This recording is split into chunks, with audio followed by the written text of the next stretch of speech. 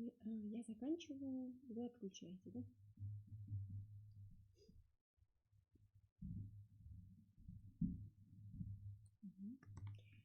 Приветствую, дорогие слушатели! Мы сегодня с вами будем говорить о буллинге в школе.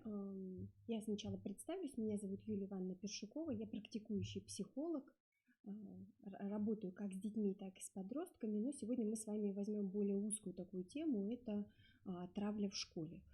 И начнем мы с одного из мифов о буллинге. Это то, что буллинг – это явление современности. На самом деле школьная травля, она присутствовала в разные времена, просто степень ее выраженности была, возможно, в какие-то периоды чуть больше, в какие-то периоды чуть меньше.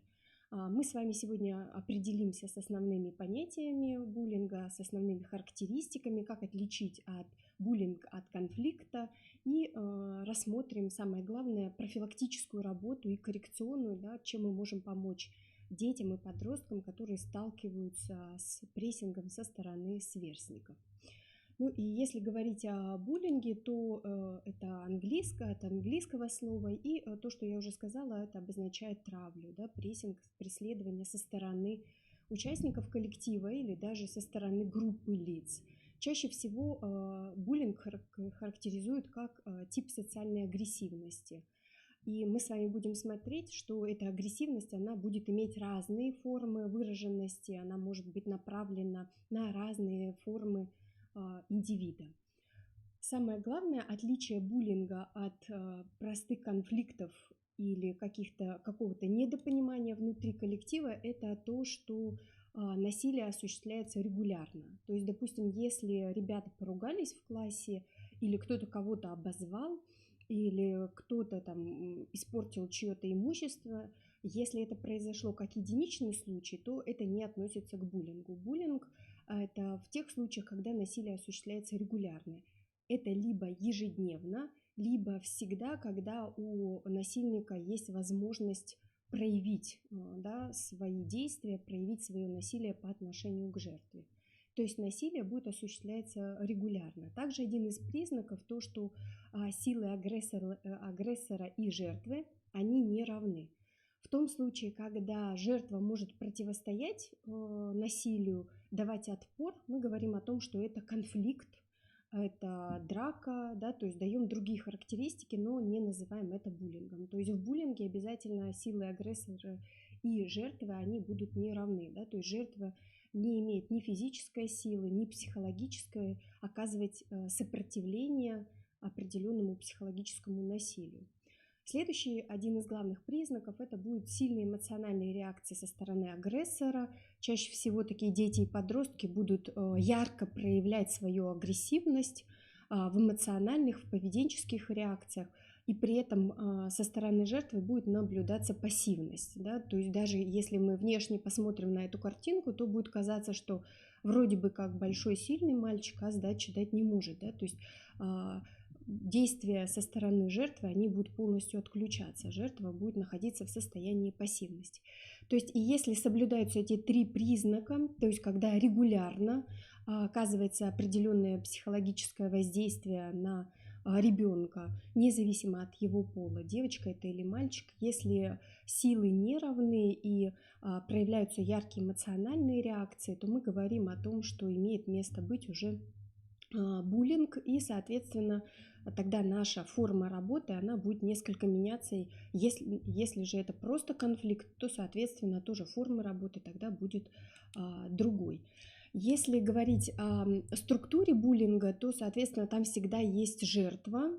Чаще всего жертва выбирается из психологических особенностей самого ребенка и определенного формирования коллективных отношений. Чаще всего это дети либо изгои, либо непринятые, но помимо этого в группу жертв могут попадать даже так называемые любимчики учителей, да, по отношению к которым в последующем могут оказывать психологическое давление. В роли жертвы могут выступать также дети из семей, где очень жесткие требования, где авторитарный стиль воспитания, где ребенок в состоянии жертвы пребывает 24/7, да, то есть постоянное состояние жертвы, то есть чаще всего такие дети будут преследоваться и внутри школьного коллектива. Также в позицию жертвы могут попадать дети, которые отличаются от всех остальных. Это либо психологическими какими-то своими особенностями будут отличаться, либо физическими, да, какие-то внешние данные, либо, например, особенности речи, особенности мыслительной деятельности. Да, то есть все дети, которые будут заметно отличаться от окружающих, они уже будут потенциальными жертвами, и поэтому, опять же, мы тогда обращаем особое внимание на них, да, для того, чтобы провести психологическую работу. То есть всегда в буллинге есть жертва, ребенок, по отношению к которому будут направлены действия буллеров. В качестве буллера чаще всего выступает один агрессор, реже это уже бывает группа. Чаще всего все-таки это один агрессор, который является так называемым зачинщиком и который проявляет основные действия по отношению к жертве. У него есть так называемая группа поддержки. Это его последователи, то есть которые эмоционально поддерживают. Можно увидеть, что кто-то будет снимать на видео, да, телефон, кто-то будет подначивать, кто-то будет там какие-то действия незначительные совершать. Да? То есть это те сверстники, та группа детей, которые будут поддерживать. То есть на уровне действия. Будет также одобряющие. Одобряющие – это, соответственно, те, кто поддерживает именно в эмоциональном плане. Да? То есть тот, кто не заступается и, соответственно, говорит, да, что так можно сделать, что он сам виноват, то есть будет находить причину, почему по отношению к этому ребенку или подростку совершаются подобные действия. Есть также пассивные одобряющие, чаще основная группа, чаще всего по исследованиям в классе вот как раз у нас наблюдаются пассивные одобряющие, то есть те, которые не включаются, не сообщают взрослым, не сообщают родителям о сложившейся обстановке, о том, что происходит на переменами, о том, что происходит в коридоре, за пределами школы. То есть это так называемые пассивные одобряющие, то есть они ничего не предпринимают и тем самым своим пассивным молчанием соглашаются с тем, что совершается по отношению к жертве. Есть равнодушные свидетели, те, кто будет только наблюдать, но они чаще всего будут выходить из ситуации прессинга. То есть если они будут замечать, что агрессор по отношению к жертве начинает себя проявлять, они будут из этой ситуации, из этой обстановки стараться выйти, да, то есть чтобы не остаться до конца вот этого психологического воздействия. Также в структуре буллинга наблюдаются потенциальные защитники. Это те, кто готов проявить защиту, как-то воздействовать на агрессора. Чаще всего они это выражают словесно и не сильно, да, то есть не сильно оказывают сопротивление. Да, допустим, говорят, что так нельзя поступать, или говорят о том, что сообщат взрослым, но как таковых действий они не совершают. Да? То есть мы относим их к категории потенциальных защитников. То есть они могут защитить, вроде бы проявляют какие-то признаки защиты, но при этом особого действия не совершают. И защитники чаще всего это 1-2 человека, которые могут заступаться, могут уводить жертву, могут вставать между агрессором и жертвой, но чаще всего агрессор при наличии в присутствии одного или двух защитников не настолько агрессивен и старается все-таки встретиться с жертвой, когда защитников по отношению к этому человеку не наблюдается. То есть чаще всего встреча жертвы, она осуществляется, когда есть агрессор, его последователи, одобряющие, либо равнодушные свидетели. То есть в структуре буллинга всегда чаще всего задействован, если мы говорим о школьном буллинге, весь класс. То есть там не может быть детей, которые не замечают, не наблюдают эту ситуацию. Точно так же и к кому-то из них будет относиться категория учителей, которые также могут замечать определенный прессинг или психологическое давление со стороны определенной категории учащихся. Это если мы говорим о структуре. Если буллинг, он бывает разных видов, и основные мы рассмотрим только основные виды буллинга. Это физический буллинг. Физический, само слово говорит, это все, что связано с физическим воздействием.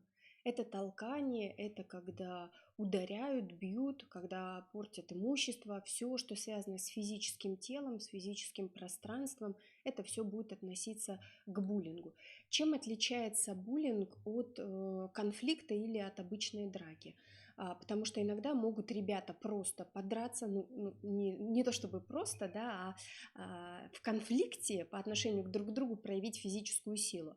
И здесь решающим как раз будет регулярность. То есть если мы замечаем, что определенные учащиеся по отношению к одному из участников учебного процесса постоянно его толкают, пинают, задевают как-то физически, то есть и это происходит на регулярной основе, то мы уже будем констатировать, что это буллинг, да, то есть это на постоянной основе. Если, допустим, ребята что-то не поделили и из-за чего-то произошел конфликт, который перерос в физическое воздействие, то мы говорим о том, что это конфликт с применением физической силы. То есть, допустим, они выяснили друг с другом отношения, учитель и родители подключились с разбором этой конфликтной ситуации, и дальше не повторяется это физическое воздействие, то есть они дальше по отношению к друг другу не проявляют. То есть будет одним из отличий это регулярность, и второе из отличий это вот как раз активность двух сторон. То есть в физическом конфликте, в драке активно будет и одна, и вторая сторона. То есть не будет ситуации, как наблюдается в буллинге. В буллинге всегда одна сторона пассивная.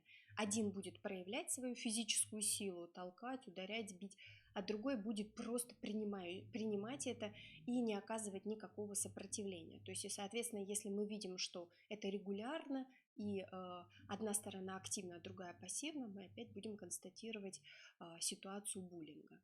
Следующий вид буллинга – это эмоциональный. Здесь в эмоциональном буллинге уже не происходит физического воздействия. Здесь как раз никто никого не трогает, вещи не портятся, никто никого не толкает. Здесь идет эмоциональное давление. То есть то, что мы относим к, допустим, обзыванию, придумыванию там каких-то обидных кличек, когда начинают указывать на какие-то недостатки другого человека. То есть здесь эмоциональный вид буллинга, он будет относиться больше к категории психологического. То есть физически его никто не бьет, но психологически, да, его начинают как-то придавливать, да, то есть обзывать, указывать на недостатки. К эмоциональному буллингу также будет относиться, когда игнорируют, не просто игнорируют, а делают это демонстративно. Да, допустим, заходит ребенок в класс, и по отношению к нему группа агрессоров или один агрессор с группой поддержки, допустим, начинают замолкать. Или, допустим, когда ставите в работу в группе, опять от этого ребенка начинают отворачиваться. Причем это происходит регулярно. То есть, опять же, не эпизодически, потому что что-то ребятам не понравилось, а регулярно.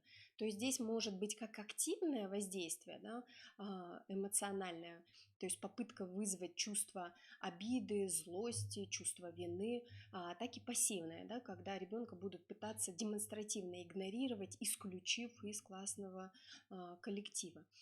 Игнорирование, оно чаще всего коллективная форма буллинга, не индивидуальная, а характерная для коллектива класса. Финансовый или по-другому экономический буллинг – это все, что связано с финансовыми средствами, то есть это когда у ребенка или у подростка на регулярной основе требуют деньги, заставляют принести, или да, не только из дома, да, заставляют принести, а, допустим, даже когда ребенок подвергается воздействию, чтобы что-то без разрешения взять там, у кого-то в магазине, у сверстника, то есть и передать агрессору. То есть все, что будет связано с финансами, с приобретением, это будет относиться к экономическому, финансовому буллингу. Финансовый буллинг, он чаще всего встречается ближе к подростковому возрасту, начиная с 4 класса и там, 15-16 и заканчивая 15-16-летним возрастом. И вот как раз следующий вид буллинга – это такая новая форма, более новая. Если я начала свое общение с вами с мифа о том, что буллинг – это современное веяние, что раньше его не было, просто его так не называли, да, то есть, но травля, она присутствовала в разные времена. То вот как раз следующая форма буллинга, вид буллинга – это кибербуллинг, это как раз современное веяние, поскольку это буллинг, травля, связанная с интернетом. То есть это когда приходят какие-то грозные сообщения на электронный адрес ребенку, это когда происходит травля в социальных сетях, или из практики могу сказать, да, допустим, когда формируется группа в одной из соцсетей класса, и этот ребенок не включается, да, то есть тоже игнорируется, либо наоборот в этой группе происходит активное такое высмеивание ребенка, одного из участников учебного процесса. То есть это все то, что будет происходить не в реальной жизни, а в виртуальной. Но при этом влияние виртуального общения, влияние виртуальной травли, она не менее слабая, если даже сравнивать с физическим. То есть все равно психологически ребенок будет испытывать те же самые эмоции, те же самое психологическое давление, что и в других видах буллинга. Виды буллинга могут сочетаться. Это не обязательно, что при буллинге будет наблюдаться только один из видов, да, допустим, только физически. Зачастую в буллинге происходит слияние нескольких видов. То есть происходит и физический, и плюс эмоциональный. Да, то есть когда и бьют, толкают ребенка, и при этом его могут еще обзывать. То есть когда также само может быть сочетание кибербуллинга с финансовым, экономическим буллингом, да, то есть когда вымогание денежных средств идет не в физическом, да, не в реальном мире, а через интернет-сообщения. Да, то есть виды буллинга, они между собой могут сочетаться, но здесь самое главное понимать основные признаки буллинга, да, для того, чтобы отличать его от просто конфликта. Если говорить о статистике буллинга, то чаще всего мы в психологическом сообществе предлагаем проводить эту статистику в рамках каждой отдельной школы. То есть как это происходит? Это происходит за счет, в первую очередь, школьными психологами, либо с подключением приходящих специалистов. То есть когда проводится социометрия для того, чтобы выявить отвергнутых, выявить изгоев, выявить ярких формальных и неформальных лидеров, то есть для того, чтобы посмотреть психологическое состояние, психологический климат внутри класса. Плюс к этому проводится анонимное анкетирование. Почему анонимное? Потому что чаще всего дети могут бояться сообщить о тех формах воздействия, которые они могут замечать в своем классе или, допустим, в параллельных классах. То есть проводится специальное анонимное анкетирование по выявлению признаков буллинга, признаков травли. И, соответственно, исходя уже из результатов, выводится статистика каждой школы. Если говорить в целом о статистике в России за 2019 год, то выявлено, что о буллинге рассказали 52% опрошенных. Да, то есть чуть больше половины всех опрошенных.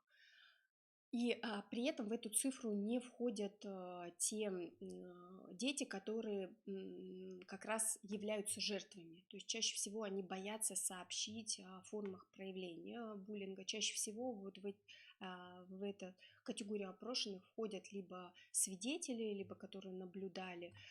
Реже входят сами жертвы, да, потому что у них есть очень сильный страх сообщить о формах насилия, которые к ним проявляются. Либо страх, либо они уже относят это к категории нормы. Да? Допустим, если в семье принято психологическое или физическое воздействие, то ребенок вырастает с позиции, что в принципе это нормально периодически испытывать психологический либо физический дискомфорт. При этом, если говорить о статистике, то Россия находится где-то на 4-м месте. По Европе она находится на 4-м месте по буллингу. Да? То есть мы недалеко ушли, и поэтому эта проблема она является острой и требует дополнительного внимания со стороны взрослых, как со стороны семьи, так и со стороны педагогического и психологического сообщества.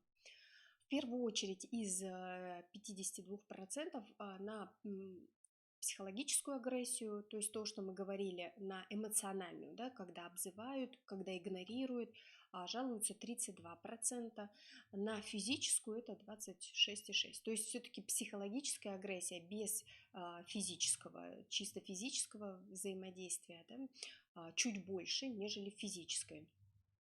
Чаще всего травят за внешний вид, за принадлежность к национальности на втором месте.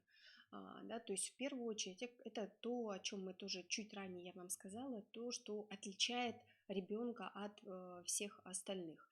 К внешнему виду могут относиться как какие-то его особенности, так и, допустим, дети из неблагополучных семей, да, которые по социальному статусу будут внешне по одежде, по школьным принадлежностям, да, немножко отличаться от остальных учащихся. Каждый пятый опрошенный говорит о случаях агрессии со стороны учителей. Тут тоже имеется в виду преимущественно психологическая агрессия, да, то есть это эмоциональное воздействие, это крики, это игнорирование, открытое или скрытое игнорирование. И 22%, чуть больше, при этом говорят о буллинге учителей учениками. То есть здесь мы говорим не только со стороны ребенок и ребенок, да, но и также имеет место быть буллинг со стороны взрослых. Но, конечно, чаще всего буллинг проявляется в детской подростковой среде. Среди взрослых он крайне реже, потому что взрослые способны дать отпор, но в тех ситуациях, когда они понимают, что это не дает определенного результата, у них есть возможность выйти из этой ситуации буллинга, да, прекратить общение с этим человеком, если это, допустим, профессиональная деятельность, там, поменять место работы и так далее. Если мы говорим о детях, то у них не хватает жизненного опыта, поведенческий репертуар очень узкий, и, соответственно, они сопротивляться буллингу в меньшей степени способны, и у них нет такой возможности принимать решения об уходе из школы и так далее. Чаще всего замалчивается. Но и по отношению к учителям со стороны учеников тоже может совершаться определенное психологическое воздействие и физическое, да, то есть то, когда мы говорим какие-то по отношению к учителю проявляются определенные, допустим, когда что-то там подкладывается на стул и так далее. Но здесь важно опять же помнить о том, что о регулярности. То есть если это как эпизодический случай произошел, мы не говорим еще о травле того или иного учителя. Мы об этом говорим, когда это уже на регулярной основе. То есть каждый урок со стороны учеников, да, происходит определенное воздействие на учителя. 65% подростков считают атмосферу в своей школе дружелюбной. И то, о чем я говорила, это вот задача каждой отдельной школы следить за вот этим психологическим климатом внутри каждого класса, особенно уже брать в разрезе, начиная там со 2-го, с 3-го класса, да, потому что один из мифов, который тоже существует, что буллинг – это явление, характерное для подростков. На самом деле проявление буллинга уже начинается с начальной школы. Да, в 1-м классе это явление мы можем встретить реже, но оно также может иногда наблюдаться, а вот начиная со 2-го, 3-го класса проявление буллинга уже усиливается. Максимальный пик, он, конечно, приходится на подростковый возраст, но несмотря на максимальный пик в подростковом возрасте, диагностика, профилактическая, коррекционная работа, она должна совершаться на каждом из этапов, да, образовательного процесса, и в начальной школе, и в средней звене, и в старшем. И если говорить о профилактике и коррекции буллинга, то первое, над чем мы работаем, и то, что сообщаем и родителям, и это задача каждого конкретного учителя в своем классе, это осуществлять работу на повышение самооценки учащихся. То есть мы знаем, что все дети разные, у каждого ребенка будут свои какие-то особенности, да, у кого-то будет что-то лучше получаться, у кого-то что-то хуже, но вот задача, чтобы в классе каждый ученик знал, в чем он успешен. То есть, чтобы не было разделения только по ситуации успеха в учебной деятельности, да, то есть отличники, хорошисты, троечники, двоечники.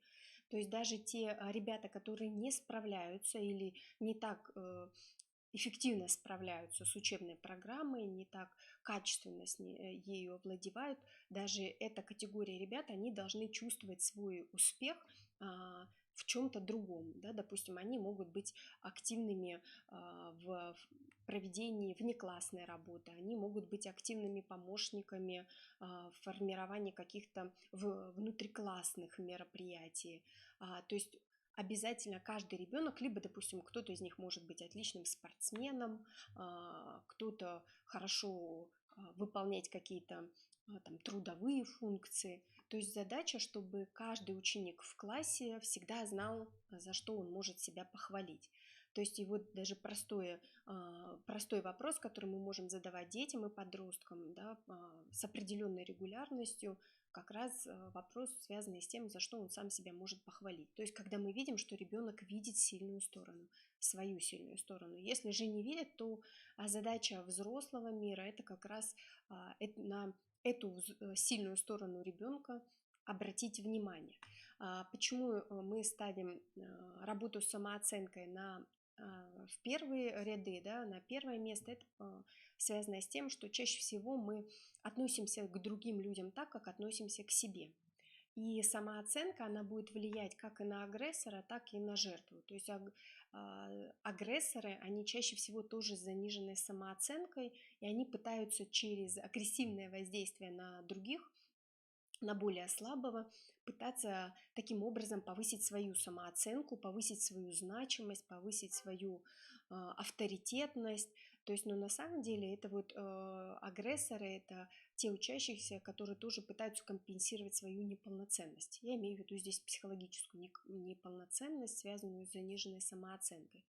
Точно так же, как и жертва, это дети и подростки с заниженной самооценкой, то есть которые по отношению к себе допускают и разрешают проявление определенного психологического насилия. Поэтому здесь мы в первую очередь обращаем внимание, чтобы каждый ребенок относился к себе как к ценности. И если он рассматривает себя как ценность, если он сам себя ценит и уважает, то по отношению к другим людям у него не будет потребности пытаться приподнять свою значимость за счет регулярных физических или эмоциональных или других форм психологического воздействия. То есть поэтому первым этапом мы как раз смотрим выстраиваем работу по повышению самооценки. Об этом же мы сообщаем и родителям, да, то есть проводя специальные классные, родительские, точнее, собрания для того, чтобы определить, как родители поддерживают самооценку учащихся, то есть что они делают для того, чтобы ребенок оставался с адекватной или, может, даже чуть завышенной самооценкой, да, потому что со стороны родителей точно так же может замечаться некорректное поведение по отношению к ребенку, приводящее к снижению самооценки. Вторым шагом мы, безусловно, здесь рассматриваем культурное нравственное воспитание учащихся, то есть когда мы развиваем чувство уважения, развиваем эмпатию, способность сочувствовать. Это мы можем делать даже внутри, не только на внеклассных занятиях, хотя вот роль внеклассного общения внутри коллектива, учащихся между собой и учителя, классного руководителя, она как раз и заключается в том, чтобы осуществлялось сплочение коллектива, да, для того, чтобы вот это чувство уважения, признание каждого участника коллектива, оно осуществлялось. Но также мы формируем эти чувства, можем формировать на уроках, да, например, на уроках литературного чтения, там, где мы изучаем определенные художественные произведения, которые бы побуждали у ребенка испытывать определенное сострадание, да, желание поддержать, желание помочь. То есть определенное здесь именно обращаем внимание на нравственное воспитание учащихся. Опять же, мы не ограничиваемся только рамками школы, да, потому что все-таки воспитание – это прерогатива родителей, поэтому, опять же, мы активно подключаем родителей для того, чтобы все необходимые чувства у ребенка были сформированы в первую очередь примером самих родителей. Одним из этапов по профилактике и коррекции буллинга будет также развитие коммуникативных навыков учащихся. То есть это умение договариваться, конструктивно высказывать свое мнение, да, конструктивно, допустим, даже конфликтовать. Наша задача научить это делать без перехода на личность, так, чтобы конфликты не перерастали вот в буллинг, да, то есть чтобы конфликт, если он случился, он разрешался конструктивно с определенным принятым решением и не перерастал вот в регулярное выяснение отношений друг с другом. Также здесь мы проводим работу по сплочению коллектива. И здесь как раз вот огромное влияние имеет внеклассная работа для того, чтобы дети могли видеть себя друг друга и друг друга не только в условиях учебного процесса, но и за ее пределами. Определенную работу мы совершаем для того, чтобы реагирование в стрессовых ситуациях у детей было более разнообразным. То есть поведенческий репертуар ребенка мы расширяем. И здесь первое внимание мы уделяем тому, чтобы дети научились говорить о своих трудностях, научились просить о помощи. И здесь одна из сложностей, с которой можно столкнуться в практике, это то, что дети путают и подростки путают понятие «попросить о помощи» и «поябедничать», то есть показаться слабым, показаться немощным. То есть и вот здесь задача, когда мы на определенных примерах, на уроках или внеурочной работы обращаем внимание, чем отличается, когда я бедничаю, да, что-то рассказываю о другом человеке, или когда я прошу о помощи, и это не является признаком слабости. То есть когда мы обсуждаем, что попросить о помощи – это как раз признак психологической силы другого человека, то есть потому что он в этот момент понимает, что сам не справляется с возникшей ситуацией, и для того, чтобы ситуация не ухудшалась, ему необходимо попросить о помощи взрослых. Также для того, чтобы ребенок мог просить о помощи, у него должно быть базовое доверие к миру взрослых. То есть он должен быть уверен в том, что взрослые его в первую очередь услышат, во вторую очередь отреагирует и ему поможет, да, потому что на практике мы сталкиваемся с такой ситуацией, когда спрашиваем у ребенка, сказал ли ты об этом учителю, на что ребенок или подросток говорит, это все равно не поможет, да, то есть он все равно никак не среагировал на это, да, то есть и когда ребенок и подросток уже сообщает о том, что это не имеет никакого смысла сообщать, просить о помощи, то, соответственно, конечно, он и перестает это делать. То есть наша задача в первую очередь показать, что просить – это не значит быть слабым, это значит признавать, что в каких-то жизненных ситуациях я могу не справляться, моих знаний, моих умений, каких-то моих способностей может не хватать, и тогда есть другие люди, которые способны нам помочь. Можно это приводить даже на примере каких-то обычных жизненных ситуаций, да, допустим, когда мы начинаем физически болеть, простыли, да, мы же не занимаемся самолечением, да, или когда, допустим, зубная боль, мы обращаемся за помощью к другому человеку, к специалисту, врачу, стоматологу и так далее. То есть, когда мы показываем, что даже взрослые просят о помощи, и показываем, что это не показатель, попросить о помощи, это не проявление своей слабости, это наоборот проявление своей психологической силы, да, способности заявить о том, что требуется определенная поддержка. А также мы обращаем внимание, чтобы было базовое доверие к миру взрослых, и здесь мы опять же здесь подключаем родителей, потому что все-таки базовое доверие к миру взрослых, оно закладывается в семье. То есть, когда дети понимают, что все, что они говорят родителям, это всегда имеет определенный эмоциональный отклик и идет определенная поддержка со стороны родителей. И, соответственно, когда родители поддерживают своего ребенка, когда учитель оказывает определенную эмоциональную поддержку ребенку, вот когда включается, то вот это базовое доверие к миру взрослых, оно у ребенка тогда сформировано, и ребенок может попросить о помощи. И еще один из моментов, это вот когда мы четко разграничиваем, где сообщать о сложной ситуации, а где ябедничать, да, то есть главное отличие мы здесь вводим в активной позиции самого ребенка, да, то есть если ребенок не справился с определенной ситуацией физического воздействия или психологического, он уже может об этом сообщить. Он попробовал сам справиться, но у него не получилось. И тогда мы говорим о том, что ты здесь не ябедничаешь, ты здесь просишь о помощи, потому что ты сам попробовал справиться с этой ситуацией, но не получилось. Да, то есть вот моменты там, где мы разграничиваем, мы формируем грамотное отношение к тому, что просить о помощи – это нормально.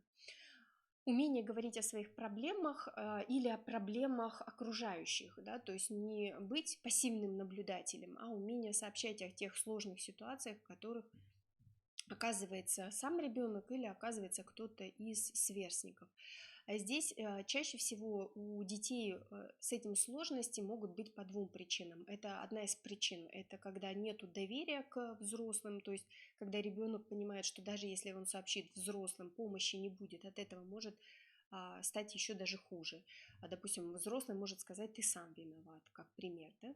Или когда ребенок испытывает сильный страх, да, то есть сказать о своих проблемах – это значит создать себе еще большие проблемы, и, соответственно, лучше замолчать об этой сложности, нежели о ней сообщить. То есть и здесь мы, опять же, формируем внутри коллектива пространство, в котором каждый из нас может сообщать о тех сложностях, с которыми он сталкивается в рамках учебного процесса и за рамками учебного процесса. То есть когда учитель поощряет и поддерживает детей говорить о тех сложностях, с которыми они сталкиваются, тем самым есть возможность вовремя заметить первые признаки проявления буллинга со стороны кого-то из учащихся. То есть здесь также к расширению форм реагирования в стрессовой ситуации будет относиться, когда ребенок учится противостоять воздействию, насилию по отношению к себе.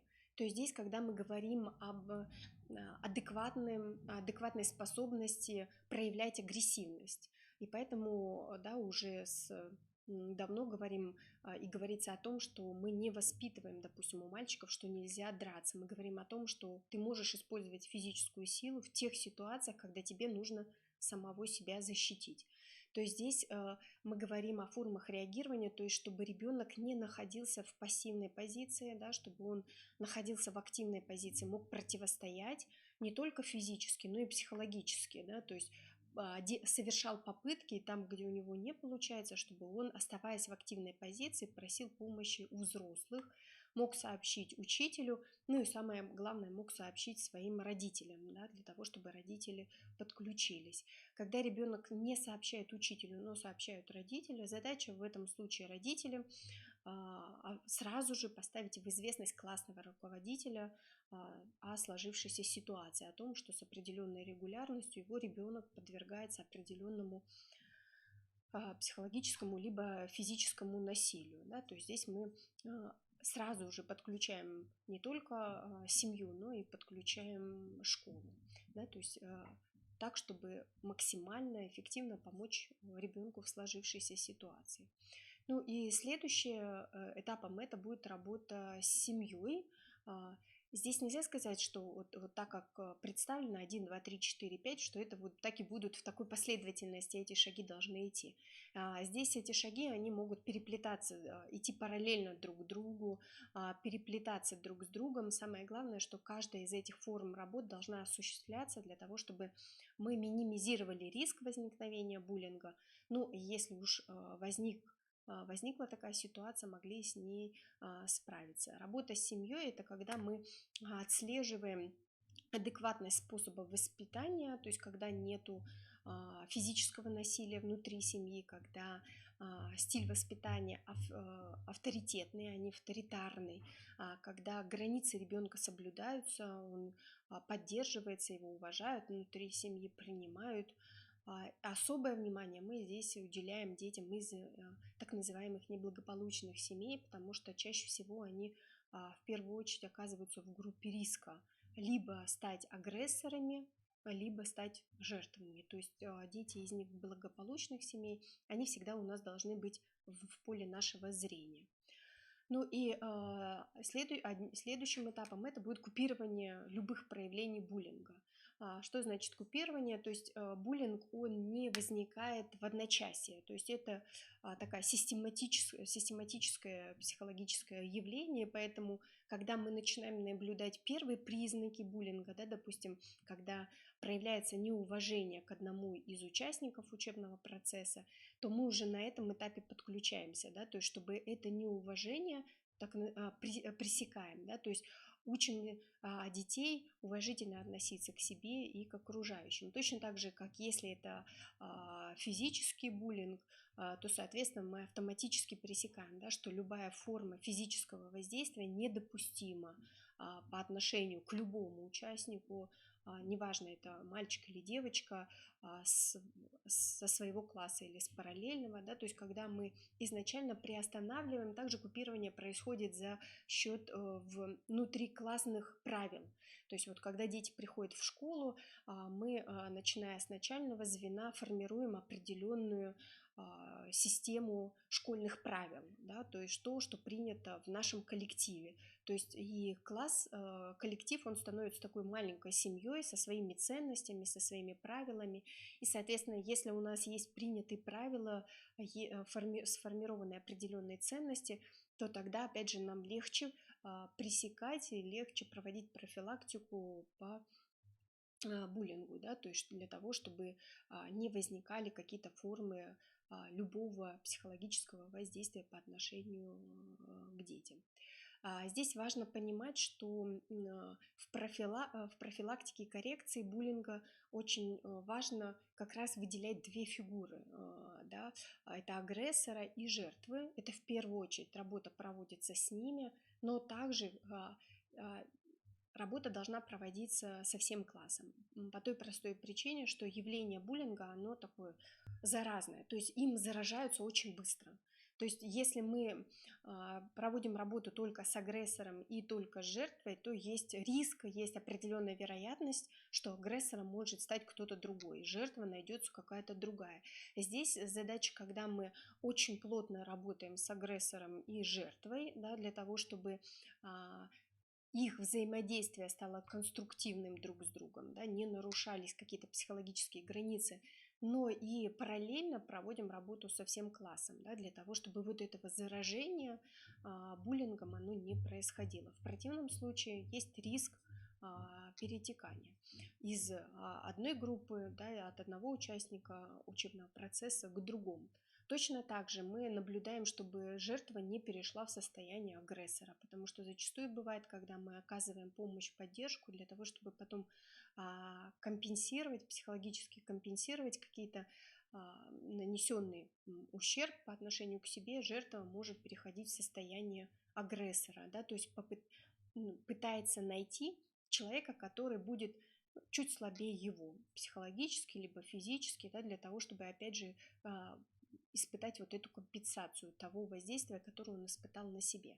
Поэтому здесь мы особое внимание уделяем агрессору и жертве, но при этом работу параллельно проводим со всем классом, не замалчивая ни одни из ситуаций. То есть даже ситуация конфликта, она должна быть завершенной. То есть для того, чтобы, как я говорила ранее, конфликт не перешел в состояние буллинга. Точно так же, как и уважительное отношение друг к другу. То есть если мы где-то видим нарушение психологических границ другого человека, мы не делаем вид, что этого не происходит. То есть мы все равно обращаем на это внимание для того, чтобы внутри класса было уважительное отношение друг к другу. Потому что мотивами буллинга, мотивами травли они могут быть разные, но чаще всего мотивами являются, причинами так называемыми, являются психологические. То есть то, о чем я уже говорила, ребенок пытается компенсировать какие-то свои внутрипсихологические проблемы за счет другого. И таким образом находит того человека, за счет которого он будет компенсировать. То есть это либо заниженная самооценка толкает к тому, чтобы дети начинают по отношению друг к другу проявлять определенное физическое воздействие. Это внутрисемейный климат, внутри семьи, да, когда психологическое воздействие на ребенка, оно очень жесткое, и, соответственно, ребенок тогда проявляет эту форму жесткости по отношению к другим. Это определенный, если мы не воспитываем чувство уважения, эмпатии, сочувствия, то вместо этих чувств мы способствуем тому, что у ребенка формируется чувство ненависти, зависти, и, соответственно, исходя из этих чувств, ребенок тоже будет способствовать в большей степени пытаться избавиться от этих чувств за счет того, чтобы выпустить эти чувства на кого-то другого. То есть любая из причин, она требует определенные корректировки и определенные профилактики. Самая главная задача понимать, что даже если буллинг уже возник, он поддается изменению, он поддается коррекции, да, для того, чтобы и у взрослых было четкое понимание, как это делать, да, уделяя особое внимание, подключая особенно нужных специалистов, подключая семью, и подключаясь также педагогическим составом. То есть не отдавая это только на решение семьи. Да, это вот тоже один из мифов, что вопросами буллинга должны заниматься либо только учителя, только в образовательном процессе, либо только родители. То есть здесь вот как раз необходим комплексный подход, когда и учителя, и семья подключаются к купированию, к приостановке любых форм проявления буллинга, да, для того, чтобы каждый из детей испытывал определенный внутренний комфорт, находясь в образовательном процессе и за его пределами. Да. Если в образовательном процессе взрослые учителя, педагоги могут контролировать форму проявления, то определенную сложность составляет контролирование форм поведения вне учебной деятельности. Да. И здесь вот как раз мы подключаем родителей для того, чтобы родители знали, с кем общается ребенок, где находится, чтобы ребенок мог доверительно рассказывать взрослым, да, что происходит в его жизни, для того, чтобы ребенок, его психологическое состояние, оно было в рамках поля зрения мира взрослых, это родителей и педагогического состава. Ну и то, что я сказала, да, нельзя, и мы сами, как взрослые, должны понимать, что нельзя закрывать глаза на происходящее, и точно так же должны обучать этому детей, обучать этому сверстнику, сверстников, да, чтобы они передавали. То есть это на примере даже определенных жизненных ситуаций. Да, допустим, если у кого-то что-то упало, допустим, в классе, нельзя сделать вид, что у него ничего не упало, да, там ручка, карандаш, или он это не заметил. Если кто-то заплакал, то уместно здесь подойти и узнать причину, оказать определенную поддержку, проявить сочувствие. Да. То есть мы своим поведением, своим отношением показываем, что все, что происходит вокруг нас, оно достойно нашего внимания и нашего включения. Да. Потому что то, что возникает в нашей жизни, те сложности, с которыми мы сталкиваемся, и решение этих сложностей в нас самих, да, для того, чтобы мы, как взрослый, мир взрослых, да, были примером для детей. И в силу того, что у детей недостаточно пока еще широк жизненный опыт и недостаточно сформированные способы реагирования в каких-то сложных стрессовых ситуациях, наша задача как взрослых, которые уже обладают этими знаниями, обладают этим опытом, обучать детей справляться с теми вопросами, с которыми они сталкиваются, так, чтобы психологический климат внутри семьи, внутри школьного коллектива, он был благоприятным.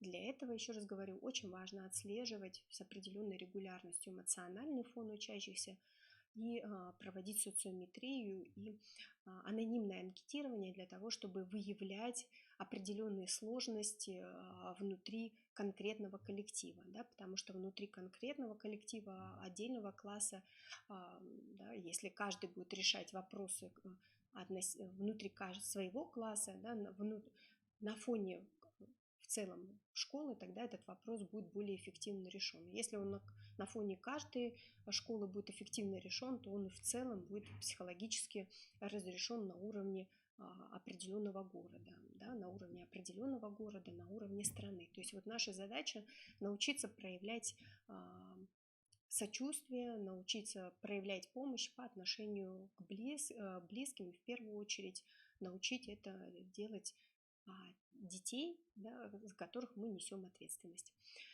Спасибо большое за внимание. Если у вас остались какие-то вопросы, то можно будет потом к видео писать дополнительные какие-то вопросы именно на основе каких-то практических примеров, если с какой-то ситуацией вы столкнулись и затрудняетесь в реагировании для того, чтобы можно было именно предложить какие-то конкретные психологические инструменты для воздействия на детей, для подключения родителей в конкретные ситуации буллинга, если вы с такой сталкиваетесь. Ну, желаю, чтобы у каждого внутри семьи, внутри класса все-таки присутствовало уважение и по отношению к друг другу и сочувствие. Спасибо за внимание. Всего доброго.